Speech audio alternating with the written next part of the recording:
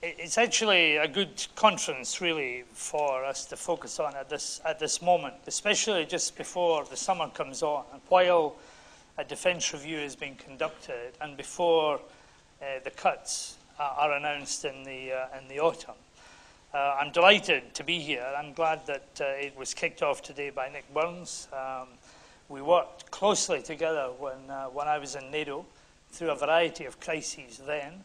I was saying to him that the new ambassador of Belgium to the United Kingdom was actually, there he is, he's here, was actually the aide to the Prime Minister during the crisis of early 2003, which Nick Burns referred to this morning, where NATO almost came to the point of cracking, but where we managed to pull it back from the brink. And that was the time, of course, as Nick reminded us, and I'll come back to this in a minute, when all 19 nations, all 19 members of NATO collectively decided that we would take over ISAF in Afghanistan and conduct a mission there to ensure that the Taliban were defeated permanently, and that there would be no further shelter for the likes of Al-Qaeda there as well. And I think members of NATO need to be constantly reminded that it was their decision and not somebody else's decision that NATO took on that responsibility. So we're moving towards some key decisions that will affect Britain's role in the world.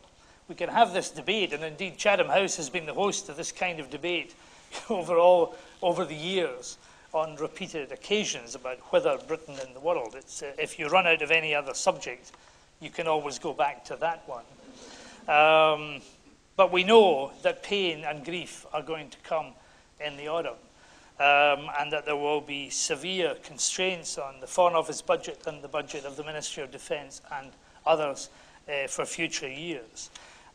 Frankly, I think that this is not a time for moaning. It's a time for actually establishing what we're going to do in these new circumstances. I don't think that they're going to back off it.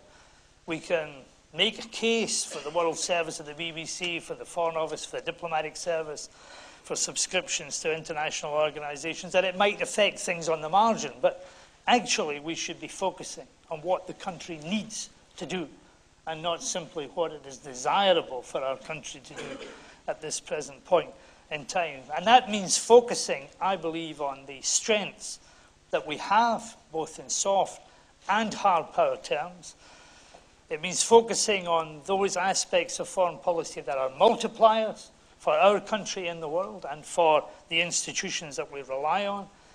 And we need to focus ruthlessly on the risks and challenges that we face in the world today.